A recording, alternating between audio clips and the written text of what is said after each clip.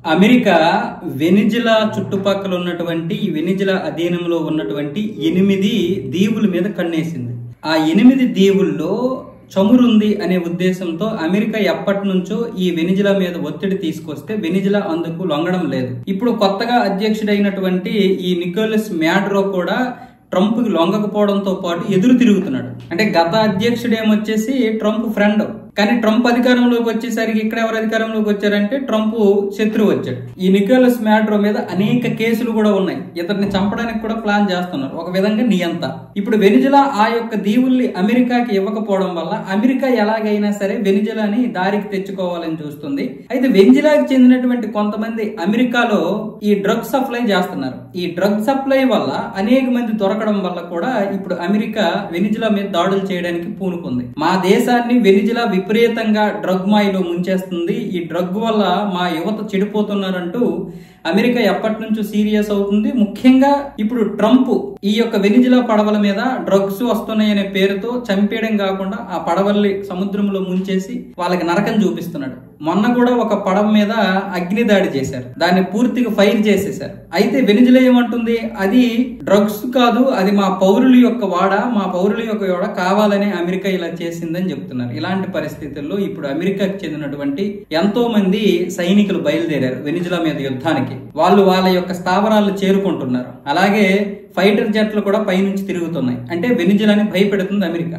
ఈ పరిస్థితుల్లో అమెరికాని ఎలాగైనా సరే దారికి తెచ్చుకోవాలని చైనా, రష్యా, అలాగే ఇరాన్, వీటికి అమెరికా శత్రువు కాబట్టి ఈ 3 దేశాల యొక్క సహాయాన్ని నికోలస్ మాడురో కోరాడు అనమాట. ఇప్పుడు ఈ 3 దేశాలు కూడా సానుకూలంగా ఉన్నాయి. ముఖ్యంగా రష్యా, ఇరాన్, చైనా కూడా సపోర్ట్ చేస్తుంది. దీనికోసమే సపరేట్ గా రష్యా ఒక క్షిపణి దాడి కూడా చేయడానికి ప్లాన్ చేసిందని ఒక అంతర్జాతీయంగా వస్తున్నటువంటి ఒక సమాచారం. అయితే ఇప్పుడు ఈ 3 దేశాలు ఒకవైపు, అమెరికా మరొక వైపు. ఒకవేళ ఈ 3 దేశాలు ఉన్నాయని అమెరికా వెనకడుగేస్తే వేయొచ్చు. కాదు కూడదు, ఎలాగైనా సరే వెనిజులా మీద దాడి చేయాలని చూస్తే మాత్రం ఇటు ఈ 3 దేశాలు కూడా దాడి చేస్తాయి. ఏ క్షణంలోనైనా సరే యుద్ధం జరిగే అవకాశాలు అయితే కనిపిస్తున్నాయి. అంటే అమెరికా వాస్తవానికి ఏం చేస్తుంది చెప్పనా, డైరెక్ట్ గా యుద్ధాలు చేసే కంటే పరోక్షంగా యుద్ధాలు చేసి ఆ యుద్ధాల్లో తన యొక్క ఆయుధాలు అమ్ముకొని తన యొక్క పరపతిని, తన యొక్క జీడిపిని పెంచుకొని పూర్తిగా బ్రతికేస్తుంది అనమాట. ఈ విధంగా ఎన్నో దేశాలని నాశనం చేసింది. ఒకప్పుడు ప్రత్యక్షంగా యుద్ధాలు చేసేటటువంటి అమెరికా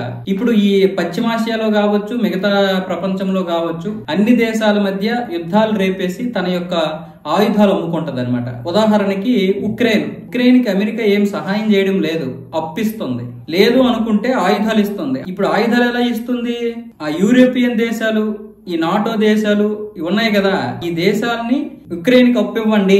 ఆ అప్పు ద్వారా వచ్చినటువంటి డబ్బుతో అమెరికా దగ్గర ఏమొచ్చేసి వస్తువులు కొంటుంది, ఆయుధాలు. ఆ విధంగా అమెరికా ఆయుధాలు ఇస్తుంది ఉక్రెయిన్ కి రాయితీలతో. 2 లాభమే. ఒకవైపు ఏమొచ్చేసి ఉక్రెయిన్ కి సహాయం చేసినట్లుగా, మిగతాది ఏమొచ్చేసి తన యొక్క వ్యాపారం జరిగిపోయే విధంగా.